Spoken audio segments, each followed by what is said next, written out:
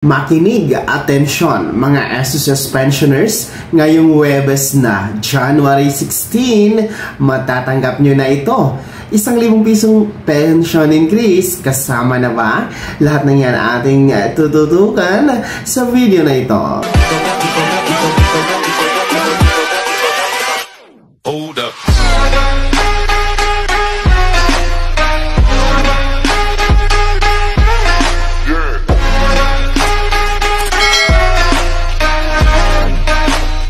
Hello mga ka-vlogs! Welcome dito sa aking YouTube channel. Magandang araw po sa lahat ng mga manonood. Saan po kayong dako sa mundo? Kumusta mga ka-vlogs? Magandang balita ha, dahil ngayong Huwebes na, January 16, 2025, matatanggap nyo na mga pensionado ni SSS. Alamin natin kasama na ba dito ang inaantay na second tranche 1,000 piso na pension increase. Mamaya-maya, isa-isahin natin. Pero bago ang lahat, kung bago ka pa lang dito sa aking YouTube channel o di kaya hindi ka pa nakasubscribe, abay click nyo muna ang ating subscribe button na nasa baba. Huwag nyo kalimutan na pindutin ang notification bell, ilagay nyo po sa all para naman updated kayo sa lahat ng mga videos na aking i-upload.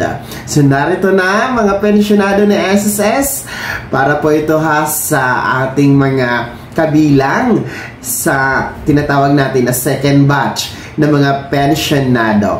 Yung meron pong araw ng kapanganakan, no, na mga retirement pensioners, araw ng pagkamatay na mga survivor pensioners, araw ng pagkasakit para naman sa total disability pensioners, and then yung ating mga dependent children under guardianship, no, kung ang inyo pong date of contingency na tinatawag ay mula 16th to last day of the month.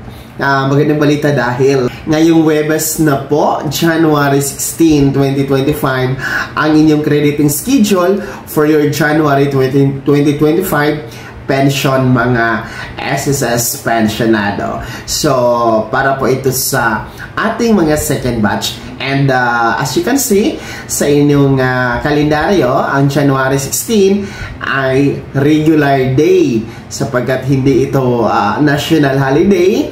Hindi din po ito na tapat sa Sabado or Linggo, yung tinatawag natin na weekend. Kaya naman po ang magaganap na crediting schedule ay regular, no? Mananatiling nasa original crediting schedule, which is January 16, 2025. Kung mapapansin nyo po, no, ngayong January, pension crediting, no, January 2025, ang atin pong laging binabanggit ay ang crediting schedule para sa ating mga second batch. Sapagkat ang ating mga first batch, yun meron pong date of contingency mula 1st to 15th day of the month, no, supposed to be noong January 1 kasi ang kanilang crediting schedule. Kaso lang, no, national holiday kasi yon, kasi New Year's Day ang January 1. Kaya po sinasabi ng SSS circular na kapag natapat po sa national holiday o di kaya weekend ang original crediting schedule, no, gaya noong January 1 ay i-atras ito kung saan po or kung kailan ang pinaka-last working day ni SSS. At dahil nga po sa napakahaba na weekend and holiday noong last week ng December 2024, no, kung naalala nyo po, from December 28, holiday na talaga hanggang January 1. So, naganap po noong December 27 yung pension crediting ng ating mga first batch. So, mas maaga kaysa inaasahan, no? Napakaaga talaga nun, no? I'm sure nagamit nila yun sa pagsalubong sa bagong taon, di ba? Mga first batch. Kaya naman po, itong ating mga first batch, talagang tapos na ang kanilang January 2025 pension crediting sa kanilang SSS. No? So, ang natira na lang talaga itong ating mga second batch na January 16. Kaya po sinasabi ko noon na kahit pa paano, no, itong ating mga second batch ay meron pang pera pagkatapos ng bagong taon, no? Sapagkat regular crediting schedule, January 16, ngayong Webes na nga po yan, ang pension crediting. So, dito tayo sa second tranche, 1,000 pesos pension increase, no? Kasama na ba ito sa maibibigay? No? May pagbabago ba sa matatanggap na pensyon ngayong January 16? Para dito sa ating mga second batch, ang kasagutan po ay wala, no? Walang pagbabago, walang karagdagan sa pensyon na matatanggap.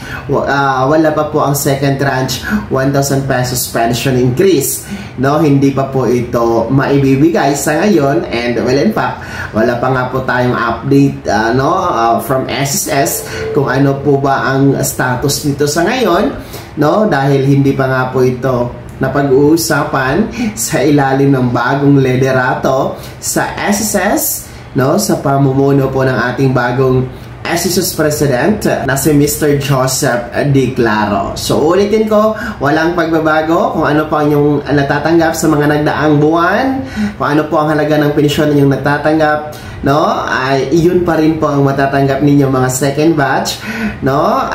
Ngayong Webes, January 16, 2025. Kaya abangan nyo po ha, ngayong Webes, ang inyong mga ATM cards, no? Kung anong bangko po ang nakarehistro sa inyong DAEM dyan sa SSS. So, abangan nyo po the whole day, no?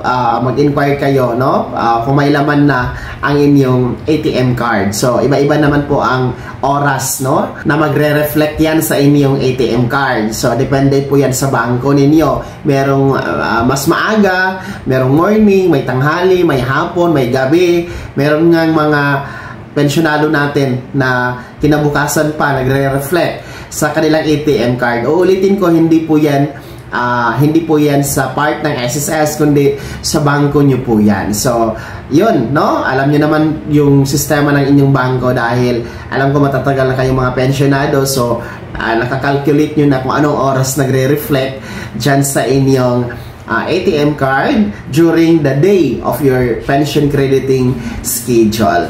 So, I would like to remind also, no, sa ating mga pensyonado sa SSS na meron pong birth month o may buwan ng kapanganakan ngayong January 2025, no?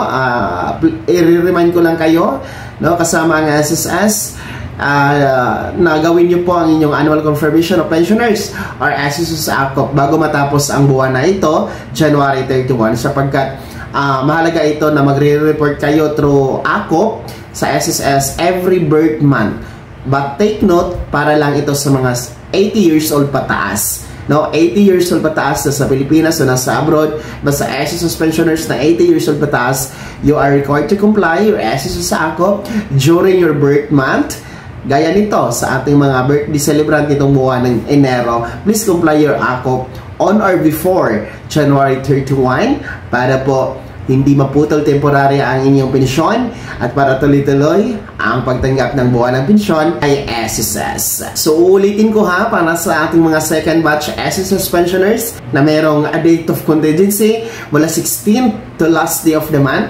Ngayong Webes na po, January 16, 2025, ang inyong pension crediting para ngayong buwan ng January 2025. Abangan nyo po sa inyong ATM card ngayong Webes po yan. And wala pong pagbabago sa halaga, wala pang increase na magaganap mga SSS pensionado. Kaya naman mga SSS pensioners, lalo pa ating mga second batch, ano pa ang komento sa balitang ito? Ano pa ang reaksyon ninyo sa balitang ito? Sino sa inyo ang kabilang sa second batch na makakatanggap po ng pensyon ngayong Webes, January 16? Saan nyo po ilalaan ang inyong matatanggap na pensyon? I-comment nyo po sa comment section na nasa baba. Bago ako magtapos sa video na to, kung gusto nyo pong sumuporta sa aking YouTube channel, maaari nyo pong i-click ang ating super thanks button na nasa baba. Sa mga gusto maging miyembro, pwede po, i-click nyo po ang ating join button. Maraming perks dyan mga ka-vlogs. Be my member now. Sana'y naging gabay ang video na to. Kahit pa paano pag-uusapan natin ang mga mahahalagang bagay na may kinalaman po sa pagiging miyembro, beneficiaryo at pensyonado sa SSS. Kung hindi ka pa nakasubscribe dito sa aking YouTube channel, maaari nyo nang i-click ang ating subscribe button na nasa baba. Huwag niyong kalimutan na pindutin ang notification bell. Ilagay niyo po sa all para naman updated kayo sa lahat ng mga videos na aking i-upload. Maaari niyo ding i-like ang video na to. At kung meron ka pa mga katanungan, maaari niyo i-komento sa comment section na nasa baba. Paki-follow na din po ang aking official Facebook page na nasa screen niyo. Muli po, ako si Daniel Timpawa na nagsasabing dito sa aking YouTube channel, pawang katotohanan at lahat totoo lamang.